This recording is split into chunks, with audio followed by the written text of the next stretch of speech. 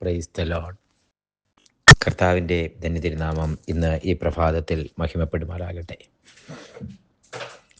അശാന്തമായ അസമാധാനത്തിൻ്റെ ഒരു അന്തരീക്ഷത്തിനകത്ത് ദൈവമായ കർത്താവ് ക്ഷേമത്തോടെ, ഐശ്വര്യത്തോടെ, ബലത്തോടെ, ആരോഗ്യത്തോടെ നമ്മളെ പരിപാലിക്കുന്ന ദൈവത്തിൻ്റെ കൃപയ്ക്കും ദൈവത്തിൻ്റെ സ്നേഹത്തിനും സർവശക്തനായ ദൈവത്തിൻ്റെ എല്ലാ നല്ല ദാനങ്ങൾക്കും ദൈവത്തിന് എല്ലാ മാനവും മഹത്വവും അർപ്പിച്ചുകൊണ്ട് ഇന്ന് പ്രഭാതത്തിൽ നമുക്ക് വേദവചന ധ്യാനചിന്തയിലേക്ക് കടക്കാം.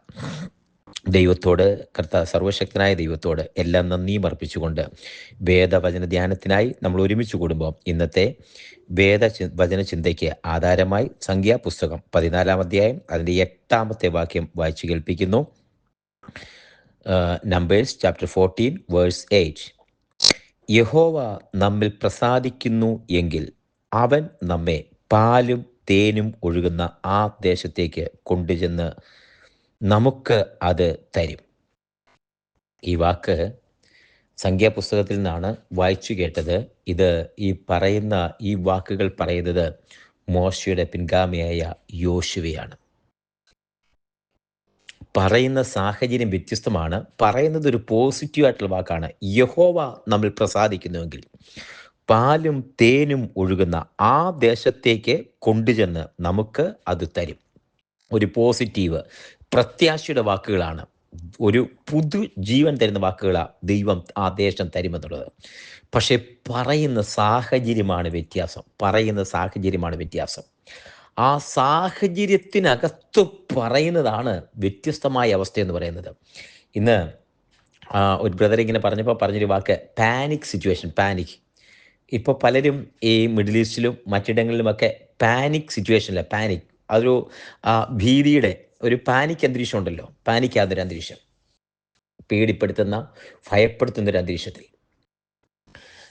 എല്ലാ കാര്യങ്ങളും നന്നായിട്ട് നടക്കുന്നെങ്കിൽ നമുക്ക് പ്രത്യാശയുടെ വാക്കുകളും സന്തോഷത്തിൻ്റെ വാക്കുകളും നമുക്ക് മുന്നോട്ടുള്ള വാക്കുകളും ഒക്കെയാണ് വരുന്നത്. പക്ഷേ കാര്യങ്ങളെല്ലാം പുറകോട്ടടിക്കുമ്പോൾ, സാഹചര്യങ്ങൾ മുഴുവൻ എതിരായിട്ട് നിൽക്കുമ്പോൾ, നമ്മൾ വിചാരിച്ച പോലെ ഒന്നും കാര്യങ്ങൾ നടക്കാതിരിക്കുമ്പം അതിൻ്റെ നടുവിലെ പോസിറ്റീവ് പ്രത്യാശയുടെ വാക്ക് പറയാൻ പറ്റുമോ? മൃഗമില്ലാതിരിക്കുമ്പം മകൻ ചോദിക്കുന്നു, യാഗത്തുള്ള മൃഗം എവിടെ? ഉത്തരമില്ലാത്ത ചോദ്യം ചോദിക്കുമ്പോൾ അവിടെ പറയണം യഹോവ ഈരേ. ഇവിടെ ഈ സാഹചര്യത്തിനകത്ത് അതാണ് യോശുവ എന്ന മനുഷ്യന്റെ പ്രത്യേകത. അതാണ് മോശയ്ക്ക് ശേഷം ദൈവം തമ്പുരാൻ യോശുവയെ അതേ ലീഡറായിട്ട് ആ ദേശം വിഭാഗിച്ചു കൊടുക്കാൻ നിയോഗിച്ചതിന്റെ കാര്യം അതുകൊണ്ടാണ്.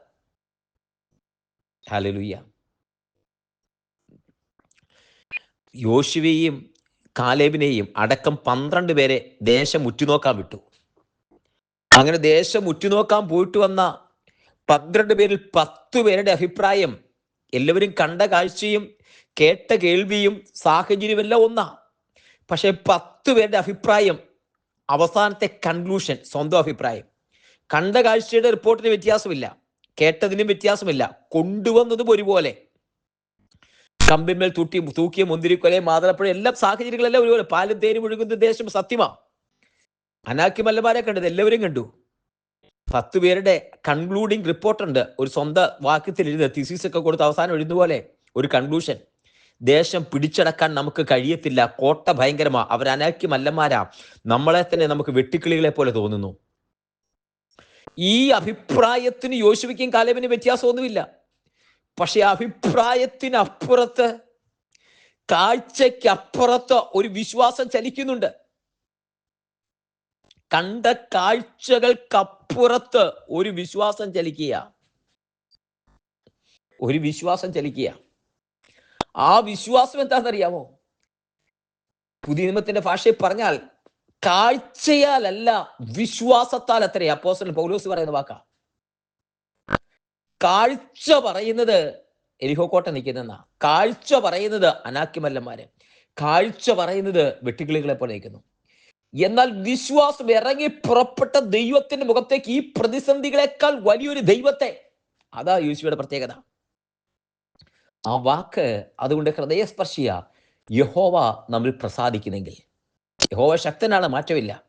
യഹോവ നമ്മുടെ കൂടെയുണ്ട്, മാറ്റമില്ല. പക്ഷെ യഹോവ നമ്മിൽ പ്രസാദിക്കുന്നു എങ്കിൽ, ഹല്ലേലൂയ, യഹോവ നമ്മിൽ പ്രസാദിക്കുന്നു എങ്കിൽ ആ ദേശത്തേക്ക് കൊണ്ടുചെന്ന്, പാലും തേനും ഒഴുകുന്ന ആ ദേശത്തേക്ക് കൊണ്ടുചെന്ന് ആ ദേശം നമുക്ക് തരും. അതെങ്ങനെ? യഹോവ പ്രസാദിക്കുന്ന ഒറ്റ കാരണം മതി. അപ്പൊ ഒരു വാക്കാ യോശുവ പറയുന്നത്, ദൈവം നമ്മൾ പ്രസാദിച്ചാൽ മതി. ദൈവത്തോട് പിറുപിറുക്കരുതേ എന്ന് വാക്ക് എഴുതിയിട്ടുണ്ട്. യഹോവയെ കോപിപ്പിക്കുക, ദൈവത്തോട് പിറുപിറുക്കരുത്. ദൈവം പ്രസാദിക്കുന്നെങ്കിൽ ദേശം നമുക്ക് അവകാശമായിട്ട് തരും.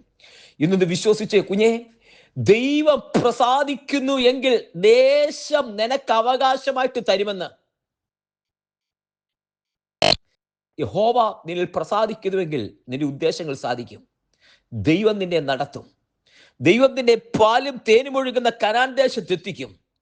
വാഗ്ദത്ത നാടായ കനാൻ ദേശത്തേക്ക് വിളിച്ചിറക്കിയിരിക്കുന്ന ദൈവവൈദ്യനെ, നിന്നെ ആ ദേശത്ത് കനാൻ നാട്ടിൽ വാഗ്ദത്ത കനാൻ നാടായ സ്വർഗ സിയോനിൽ നിന്നെ എത്തിക്കുമെന്ന്. അതിന് സംശയിക്കണ്ട, അതിന് നീ ഭാരപ്പെട്ടു പോകണ്ട. സാഹചര്യങ്ങൾ കേൾക്കുന്നതെല്ലാം വ്യത്യസ്തമാ. യുദ്ധവും യുദ്ധസ്ഥിതികളും, ക്ഷാമവും ഭൂകമ്പങ്ങളും അവിടെ ഇവിടെ. ജോലി പോകുന്നു, വരുമാനം കുറയുന്നു, സാഹചര്യങ്ങൾ മാറുന്നു, ഫ്ലൈറ്റിന്റെ വരവും പോക്കും നിൽക്കുന്നു, സാധനങ്ങൾക്ക് വില കൂടുന്നു, സാഹചര്യങ്ങളെല്ലാം, അന്തരീക്ഷം മാറുന്നു, പാനിക്കാകുന്നു, സിറ്റുവേഷൻ എല്ലാം ബുദ്ധിമുട്ടുള്ള ഭീതിജനകമാകുന്നു. ഭയപ്പെടരുത്. ഈ ഭീതിജനമായ സാഹചര്യത്തിനപ്പുറത്ത് നിന്റെ കരത്തിൽ പിടിച്ചിരിക്കുന്ന ദൈവമുണ്ട്.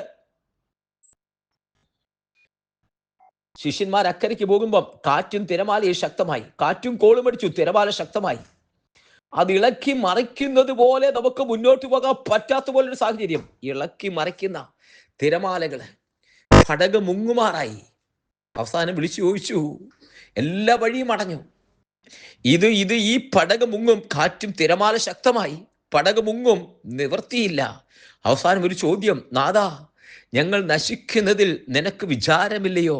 കുഞ്ഞെ, കാറ്റിനെ സൃഷ്ടിച്ചവൻ, പടകിനെ സൃഷ്ടിച്ചവൻ, കടലിനെ സൃഷ്ടിച്ചവൻ, തിരമാലകളെ സൃഷ്ടിച്ചു ഒരു ദൈവം, സൃഷ്ടിതാവ് നിന്റെ ജീവിത പടകിലുണ്ടോ? അവൻ നിന്നിൽ പ്രസാദിക്കട്ടെ. ആ ദൈവം പ്രസാദിക്കട്ടെ. യഹോവ പ്രസാദിക്കുന്നെങ്കിൽ നീ അക്കരെ എത്തും, നിന്റെ ഡെസ്റ്റിനേഷനിൽ എത്തുമെന്നേ. കർത്താവ് എഴുന്നേറ്റ് ചോദിച്ചത്, അല്പവിശ്വാസികളെ, നിങ്ങൾ ഭയപ്പെടുന്നത് എന്തിനാ? നിങ്ങൾ എന്തിനാ ഭയപ്പെടുന്നത്? കാരണം കർത്താവ് കൂടെയുണ്ട്. കർത്താവ് ഈ പടകിനകത്തുണ്ടോ? ഈ പടക് അക്കരെ എത്തും. സാഹചര്യം എന്തു തന്നെയാകട്ടെ, എല്ലാം നെഗറ്റീവും ചുറ്റുപാടും എല്ലാം വാതിൽ അടഞ്ഞു കിടക്കുന്നു. കുഞ്ഞെ, ഭാരപ്പെടരുത്. നിന്നെ മുന്നോട്ട് നയിക്കാൻ ശക്തനായ ഒരുവൻ നിന്റെ ജീവിത പടകിനകത്തുണ്ടെങ്കിൽ ഇന്ന് ഈ സന്ദേശം കേൾക്കുമ്പോൾ നീ വേദനിക്കരുത്. ഇത് അക്കരെ എത്തിക്കാൻ ശക്തനായ ദൈവം കൂടെയുണ്ട്.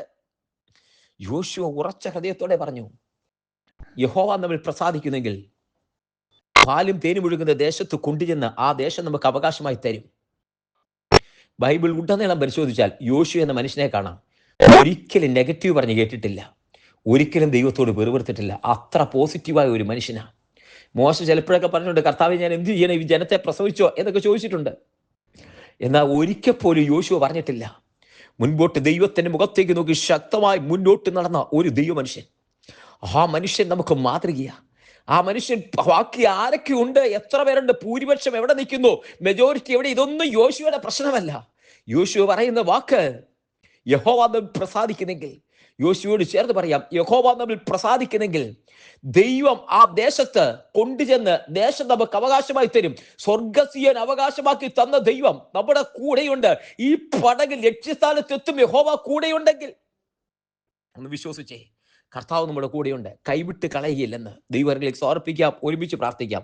സ്വർഗീയ കർത്താവേ, ഈ ജനത്തെ ഞാൻ അനുഗ്രഹിച്ച് പ്രാർത്ഥിക്കുന്നു. കർത്താവേ, വചനം കേൾക്കുന്ന എല്ലാവരെയും അനുഗ്രഹിക്കുന്നു. യഹോവ പ്രസാദിക്കുന്നെങ്കിൽ കർത്താവെ, ഈ വചനം കേൾക്കുന്ന എല്ലാവരുടെ മേലും ദൈവപ്രസാദം അങ്ങ് ചൊരിയുന്നതിനായി നന്ദി. അങ്ങയുടെ നാമത്തിൽ ജനത്തെ അനുഗ്രഹിച്ച് പ്രാർത്ഥിക്കുന്നു. അസാധാരണമായ ഒരു സാരഥ്യക്കൂട്ട് നിറയ്ക്കും. യഹോവ കൂടിയിരിക്കും, ആത്മാവിൽ ബലപ്പെടുത്തും. ഈ ദിവസം അനുഗ്രഹമാക്കും. ദൈവത്തിന്റെ കരം കൂടിയിരിക്കും. അങ്ങയുടെ നാമത്തിൽ ജനത്തെ അനുഗ്രഹിച്ചു പ്രാർത്ഥിക്കുന്നപ്പാ, സ്വർഗം കൂടിയിരിക്കുന്നതിനായി സ്തോത്രം. അദൃശ്യ സാന്നിധ്യത്താൽ നിറയ്ക്കുന്നതിനായി സ്തോത്രം. കർത്താവ് കൂടിയിരിക്കുന്നതിനായി സ്തോത്രം. ആത്മാവിൽ ബലപ്പെടുത്തും. തൃക്കരങ്ങളെ സമർപ്പിക്കുന്നു. അവിടുന്ന് പ്രാർത്ഥനയിരിക്കാൻ സ്തോത്രം. ലക്ഷ്യസ്ഥാനത്തെത്തിക്കാൻ കർത്താവ് കരം പിടിച്ചിരിക്കാൻ നന്ദി പറയുന്നു. പ്രാർത്ഥനയിരിക്കാൻ സ്തോത്രം, യേശുവിൻ നാമത്തിൽ തന്നെ. ആമേൻ, ആമേൻ, ആമേൻ, ആമേൻ. കർത്താവ് എല്ലാവരെയും അനുഗ്രഹിക്കട്ടെ. ദൈവം കൂടിയിരിക്കട്ടെ. നാളെ നമുക്ക് വീണ്ടും കാണാം. അതുവരെ വിശാലമേറിയ കർത്താവിന്റെ ചെറുകടിയിൽ നമ്മളെ മറക്കട്ടെ. God bless you. Thank you so much.